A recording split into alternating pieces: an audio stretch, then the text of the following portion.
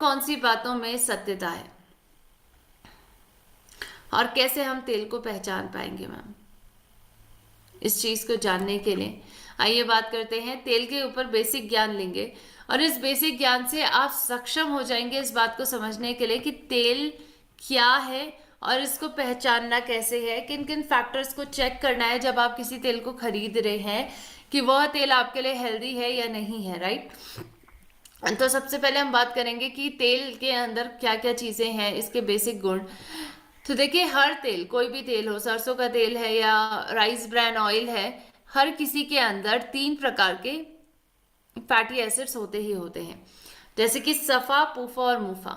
सफा का मतलब सैचुरेटेड फैट, पूफा का मतलब पॉली अनसैचुरेटेड फैट और मुफा का मतलब मोनो अनसैचुरेटेड फैटी एसिड। ये तीनों प्रकार के फैट तेलों में मौजूद होते ही होते हैं।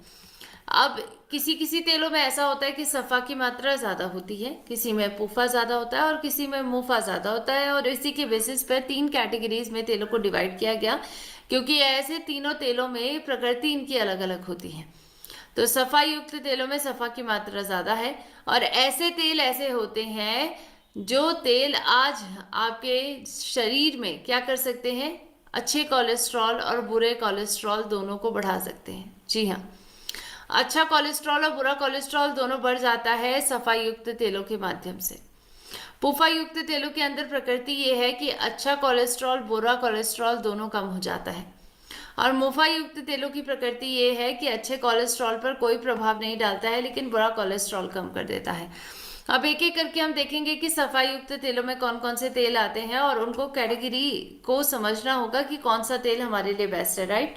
तो सबसे पहले हमारा सफाई युक्त तेल, और इसमें आते हैं हमारे पारंपरिक खाद्य तेल, यानी देसी घी है, या डालडे का इस्तेमाल अगर आप करते हैं, या फिर आप कोकोनट ऑयल का यूज़ करते हैं, या आप बटर का यूज़ करते हैं, ये सभी पारंपरिक खाद्य तेल के अंदर आते हैं। अब ये तेल सफ़ा ज़्यादा होता है इनमें, तो इनके अंदर क्या प्रकृति होगी, अच्छा बुरा दोनों कोलेस्ट्रॉल बढ़ जाएगा। अब अच्छा कोलेस्ट्रॉल बढ़ेगा तो बॉडी के लिए अच्छी बात तो है मैम, राइट है, लेकिन बुरा कोलेस्ट्रॉल अगर बढ़ेगा तो आज यही कारण है कि हमारी चलती लाइफस्टाइल आज हमें सपोर्ट ही नहीं करती है कि हम सफाई युक्त तेलों को खाएं। जी हाँ, सफाई युक्त तेल अगर आप खाते हैं, देसी घी से अभी भी अपने घर पे खाना बनाते हैं और आप निष्क्रिय जीवन शैली जी रहे हैं, तो डेफिनेटली आगे चलकर आपको दिल की बीमारियां जन्म लेंगी आपकी बॉडी में, और यही भारत में हो रहा है। और इसीलिए आज हमें समझना होगा कि आप सोच रहे होंगे ना मैम हमारे पूर्वज भी तो इस्तेमाल करते थे, उनको क्यों नहीं होता था, क्योंकि उनका लाइफस्टाइल हमसे बहुत अलग था। वो बहुत ज़्यादा फिजिकल एक्टिविटीज़ करते थे, खेतों में काम करते थे, हल चलाते थे, चरखी चलाती थी महिलाएं, मैनुअल वर्क ज़्यादा होता था, और इसी वजह से उनको सफाई युक्त तेलों के माध्यम से मिल रही कैलोरीज उनकी बॉडी में बर्न हो जाती थी और वो कभी भी बॉडी में चिपकती नहीं थी। लेकिन अब ऐसा नहीं है, अब हमारा वक्त बदला है और हमारा लाइफस्टाइल बदल गया है, और इसी के चलते आज हम इस लाइफस्टाइल को मद्देनजर रखते हुए देसी घी है या सफाई युक्त जो भी हमारे तेल है, चाहे कोकोनट ऑयल है चाहे बटर है, इसका इस्तेमाल आप ज़्यादा ना ही करें तो बेहतर है, और अपने दिलों को ज़रूर बचाएं। अब आइए चलते हैं, दूसरा प्रकार का तेल क्या है, उच्च पूफा वाले तेल। और उच्च पूफा वाले तेलों की प्रकृति क्या होती है कि ये आपके शरीर में अच्छा कोलेस्ट्रॉल और बुरा कोलेस्ट्रॉल दोनों को कम कर देते हैं। अब आपका अच्छा कोलेस्ट्रॉल कम होगा तो बिल्कुल बॉडी में दिक्कत होगी, बुरा कोलेस्ट्रॉल कम होगा, ये तो अच्छी बात है। अब इसमें कौन कौन सी चीज़ें आती हैं, जैसे कि करडी का तेल आता है, सूरजमुखी का तेल, सोयाबीन का तेल, मक्की का तेल और कपास का तेल। ये 5 प्रकार के तेल आपके पूफा युक्त तेलों में आते हैं। और पूफा युक्त तेलों में ये जो 5 प्रकार के तेल आ रहे हैं, इसमें हमारे घर में आपने देखा होगा सोयाबीन का तेल 1980s के बाद से काफ़ी इस्तेमाल होने लग गया। जब अल्प विधि में अध्ययन हुआ, यानी कम टाइम के लिए, शॉर्ट टाइम के लिए जब स्टडीज हुई, तो इस स्टडी में पाया कि ये हमारी बॉडी में तो बुरा कोलेस्ट्रॉल कम कर रहा है, और ये तो अच्छी बात है। और इसी के चलते साइंटिस्ट ने रेकमेंड करा कि पूफा युक्त तेलों को खाइए। लेकिन जब लॉन्ग टर्म में इसकी स्टडी हुई तो ये पाया गया अरे बुरा कोलेस्ट्रॉल कम कर रहा है लेकिन अच्छा कोलेस्ट्रॉल भी साथ में कम कर ले रहा है। और इसी वजह से आप देखते हैं कि जिनकी उम्र आज के वक्त में 40-50 के अराउंड है, क्योंकि 1980s के वो पैदा व्यक्ति हैं, तो जिनके 40 के अराउंड में उम्र है या 50 के अराउंड में उम्र है, आज के वक्त में उनको जोड़ों में दर्द होना कॉमन है। जोड़ों में दर्द की परेशानी उनको हो रही है, उनकी बॉडी में पेन होता है, उनकी मांसपेशियों में पेन हो रहा है। तो इसके पीछे का कारण है अच्छा कोलेस्ट्रॉल का कम होना। और इसी के चलते हम लंबे टाइम तक तो ये 5 प्रकार के तेलों का इस्तेमाल नहीं कर सकते। तो हमें यहाँ पर समझ में आ गया, राइट। पूफा युक्त तेलों को समझ लिया हमने। अब हम बात करेंगे मुफा युक्त तेल, यानी जिसमें मुफा की मात्रा ज्यादा है। और ऐसे तेलों की प्रकृति क्या होती है, अच्छे कोलेस्ट्रॉल पर कोई प्रभाव नहीं डालते हैं लेकिन बुरा कोलेस्ट्रॉल कम करते हैं। आप कहेंगे मैम यही तो चाहिए था, राइट, यही तो चाहिए था कि चलो अच्छा कोलेस्ट्रॉल बढ़े ना पर कम तो ना हो। और इसी के चलते आपने देखा होगा ना, कोविड-19 में सरसों के तेल की रिकमेंडेशन कितनी बढ़ गई थी, क्योंकि लोगों ने कहा कि अच्छा कोलेस्ट्रॉल चलो बढ़ाएगा नहीं लेकिन बुरा कोलेस्ट्रॉल तो कम कर ही देगा। लेकिन आज हमें एक एक करके एक एक तेलों को समझना होगा, चाहे वो सरसों का तेल है, कैनोला ऑयल है, जैतून का तेल है, ऑलिव ऑयल, ये सारे तेल जो है वो कहीं ना कहीं इनमें मुफा की मात्रा ज्यादा है। आइए पहले सरसों के तेल के ऊपर ज्ञान लेते हैं। देखिए सरसों का तेल आज आपके शरीर के लिए हम सोच सकते हैं कि जरूरी है। जरूरी हम क्यों समझते हैं, क्योंकि हमें लगता है कि ये तो बुरा कोलेस्ट्रॉल कम कर रहा है मैम, बिल्कुल आपके दिल के लिए अच्छा है। लेकिन आपको मैं बताना चाहूंगी एक प्रॉब्लम है सरसों के तेल के अंदर, और ये प्रॉब्लम इतनी बड़ी है कि आज इस प्रॉब्लम के कारण सरसों का तेल हमारे लिए एक जहर बनता जा रहा है। अत्यधिक इसमें इरूसिक एसिड पाया जा रहा है। जो भारत का सरसों का तेल है स्पेशली, उसमें 35 से 55% तक इरूसिक एसिड मिलता है। और आपको मैं बताना चाहती हूँ, एक नियम दिखाना चाहती हूँ। यूरोप के खाद्य नियम कहते हैं कि अगर किसी खाद्य तेल में 5% से ज़्यादा इरूसिक एसिड है तो आप उस तेल को खाने के लिए इस्तेमाल करने की सलाह नहीं दे सकते हैं। और उस तेल के बाहर पे आपको लिखना होगा, एक डिस्क्लेमर लगाना होगा कि ये सिर्फ और सिर्फ बाहरी उपयोग के लिए इस्तेमाल किया जाता है। और इसीलिए तो भारत का मस्टर्ड ऑयल जब बाहर के अमेरिका, यूरोप जैसे देशों में जाता है, वहाँ बिकता है, तो वहाँ पर इसके लेबल पर लिखा रहता है कि ओनली फॉर एक्सटर्नल यूज, आपको सिर्फ बाहरी तौर से इस्तेमाल करने की ज़रूरत है। लेकिन क्या आपने भारत के सरसों के तेल में कभी ऐसा देखा है कि ये लिखा हो ओनली फॉर एक्सटर्नल यूज? नहीं, राइट, हमने कभी नहीं देखा है, क्योंकि भारत में ये नॉर्म ही नहीं है, ये नियम नहीं है। और इसी वजह से आज ही प्रॉब्लम हो रही है लोगों को।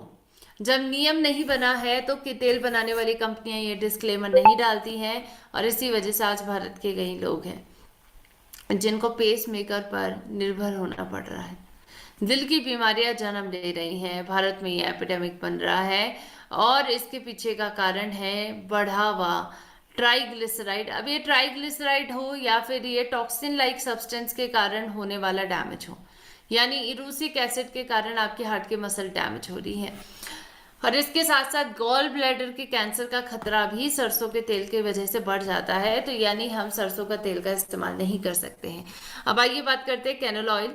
कैनोला ऑयल एक प्रकार का ये भी सरसों का तेल ही है, लेकिन इसके बीजों को जेनेटिकली मॉडिफाई इस तरीके से किया है कि इसमें इरूसिक एसिड जो है वो 5% से कम मिले।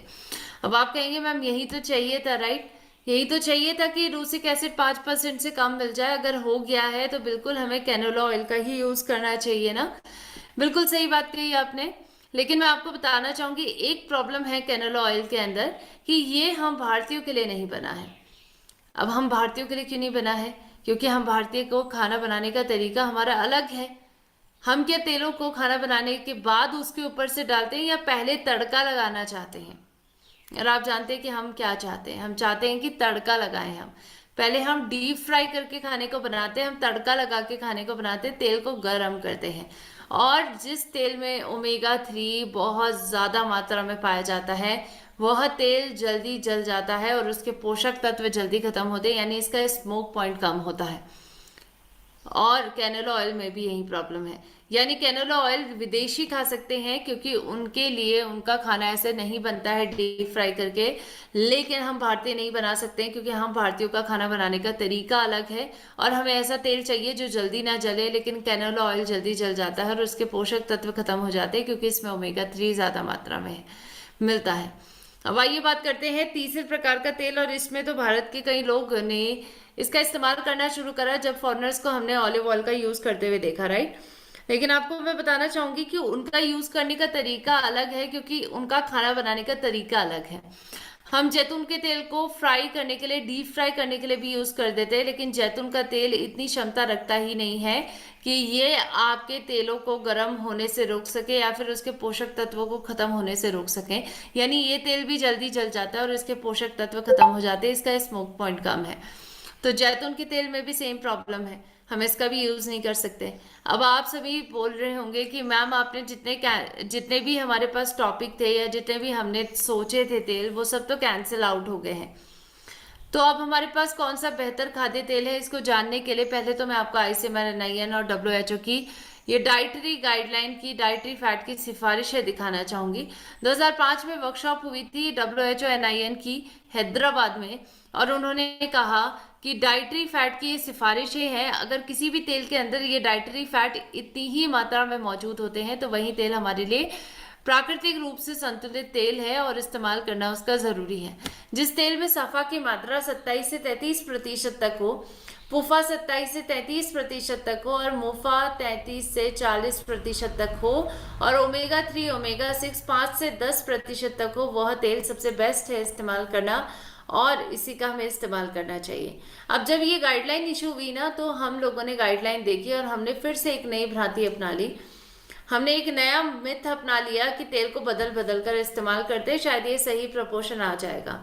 अब आप ही बताइए, क्या एक ही वक्त पर आपको इतने ही प्रपोर्शन में सफा मुफा पुफा का सही बैलेंस मिल पाएगा?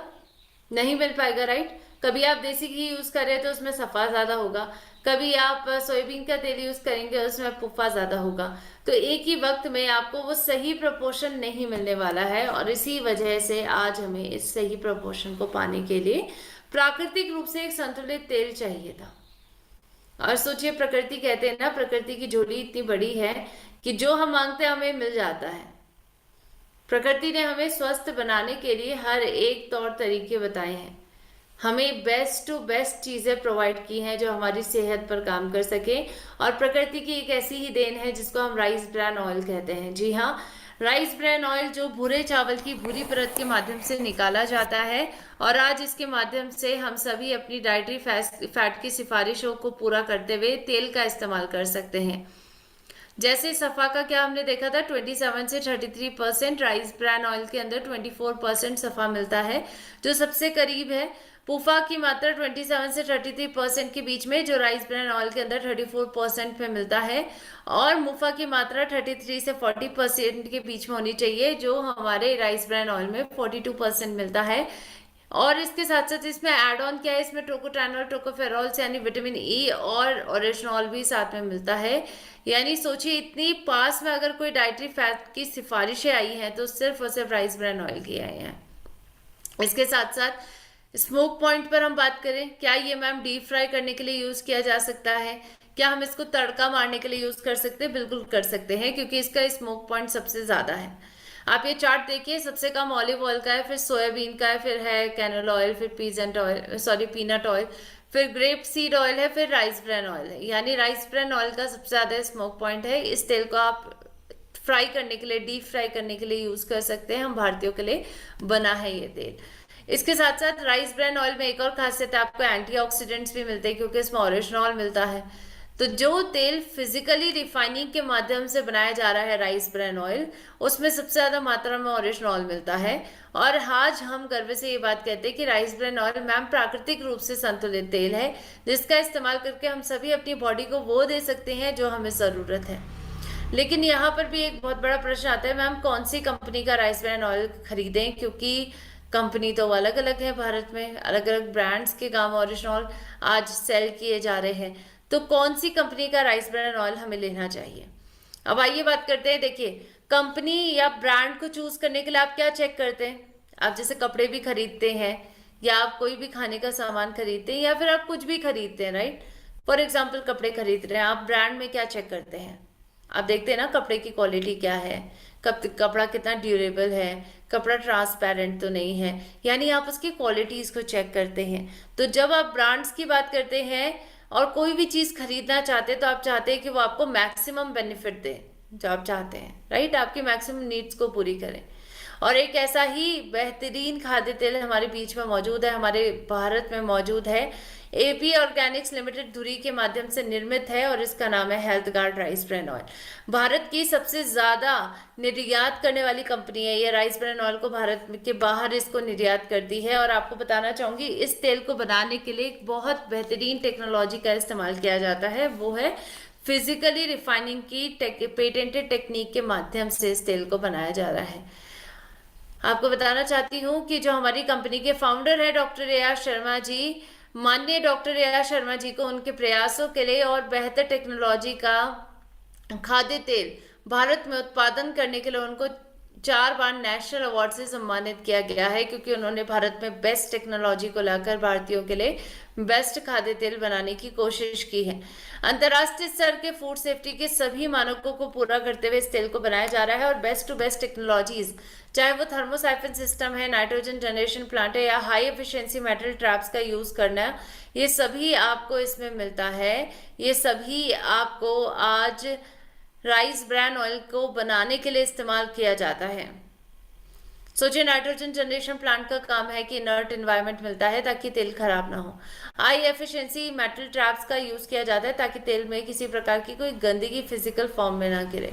और थर्मोसाइफन सिस्टम, अब इसको समझाना चाहूंगी मैं। देखिए, पहले क्या होता था, पहले तेल को गर्म करने के लिए भाप का नहीं बल्कि मिनरल ऑयल का यूज किया जाता था। जैसे आप ये देख रहे हैं, ये आउटलेट, इस आउटलेट में 2 पाइप जा रहे हैं, इन दोनों पाइप में पहले मिनरल ऑयल को भरा जाता था। अब प्रॉब्लम ये हुई कि ये मिनरल ऑयल जब इसमें भरे गए तो पाइप में कभी कभी डैमेज हो जाता था और जो तेल हमारे अंदर, हमारी इस टैंक के अंदर मौजूद है, इसमें ये जाके मिल जाता था और इसके कारण कई बड़ी बड़ी त्रासदियां आई। 1968 में जापान में, 1979 में ताइवान में, और इसी के चलते आप देख रहे हैं ना कि कितने लोगों की मृत्यु हुई। इसके बाद इस टेक्नोलॉजी को थोड़ा सा सही किया गया और इस टेक्नोलॉजी को सही जब किया गया तो इस टेक्नोलॉजी को सही करते हुए थर्मिक फ्लूइड हीटर का इस्तेमाल ना करते हुए थर्मोसाइफन हीटर का इस्तेमाल किया गया।